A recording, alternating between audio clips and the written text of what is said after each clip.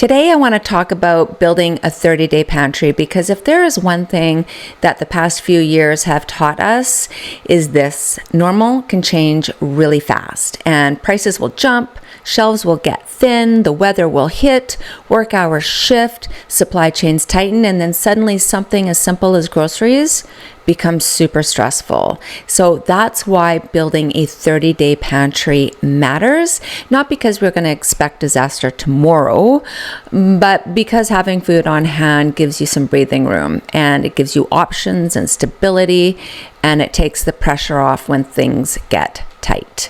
The good news is you do not need to spend thousands of dollars. You don't need freeze-dried buckets. You don't need to panic buy. You can build a solid 30-day pantry slowly, cheaply, and intelligently.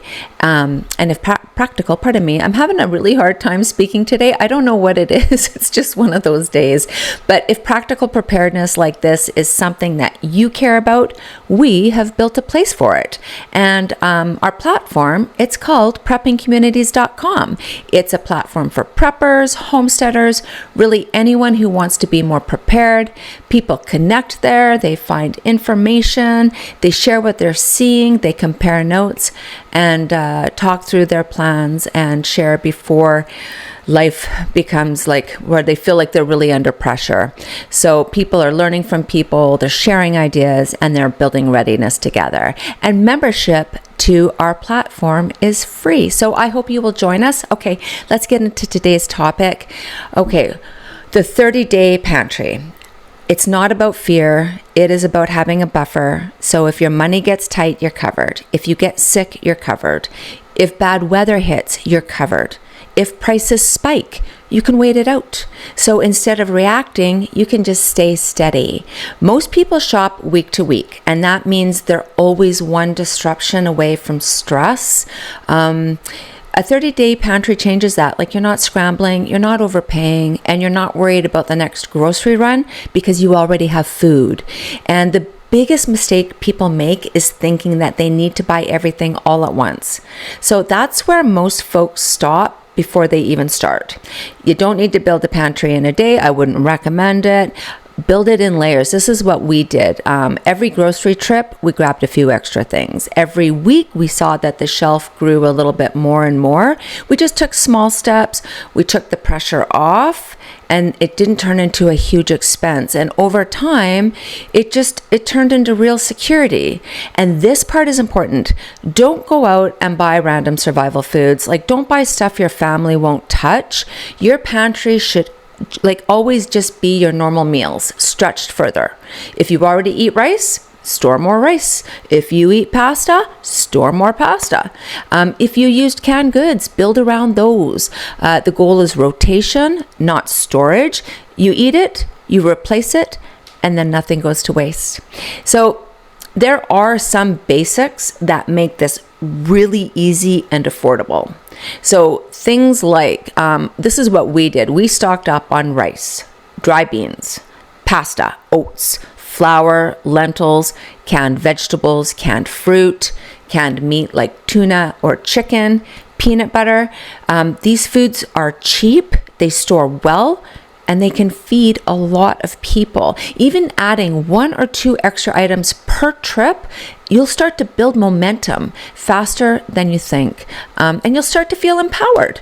And protein is key. Like, carbs are easy to store.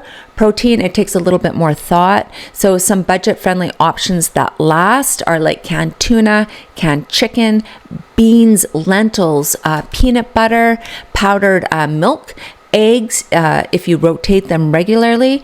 Protein helps with your energy, your strength, and your focus, especially when things feel stressful. So try to think in terms of meals instead of individual items. Like, ask yourself, what can I actually make with what I have? Think about, like, if you have rice and beans, that's a full meal. If you have pasta and canned sauce, that's another full meal. Oats and powdered milk, you got yourself some breakfast. Flour, oil, and water, you have got yourself bread without all the chemicals. And when your pantry starts to support real meals, that's when it's going to start to feel like real security, and you're going to be like, man, I got this. So then there's the $10 method. So this is one of the easiest ways to do this. Is every time you go grocery shopping, spend an extra $10 if you can on long-lasting food. That's it. Like in a month, you've added 15 to 20 items. In 3 months, you have built like real depth. And then in 6 months, you've got solid coverage. So just go slow, steady, and affordable. And then don't forget comfort foods, because a pantry isn't just about survival, it's about morale. And add things like coffee, tea, sugar, salt, spices, soup mixes. Add in some candies, some chocolate, maybe pick up a bottle of wine every now and then and store that. Those small things make hard days feel normal, and normal matters more than people realize. And you don't need fancy systems. Just start simple. Keep food in a cool, dry place. Move older items to the front. Use what you store. Replace what you use. Even one shelf can turn into a strong pantry over time. So my final thought is this. If you building a 30-day pantry, it is one of the most practical steps that you can take. It will lower your stress. It will protect your family, and it will give you time to think when life gets unpredictable. And the best part, like, anyone can start, anyone can build it, and it does not have to be expensive. Just consistent and one extra item at a time. This is how preparedness is built. And again, if this kind of practical preparedness matters to you, this is why we built this platform. We built it because we wanted to create a place where people can connect, share, and learn from each other before they're under pressure. Preppers, homesteaders, and everyday folks just trying to be a little bit more ready. I also did just drop a full walkthrough video on the platform. So if you're curious how it works, check that out after this one. So I'm going to leave you with this.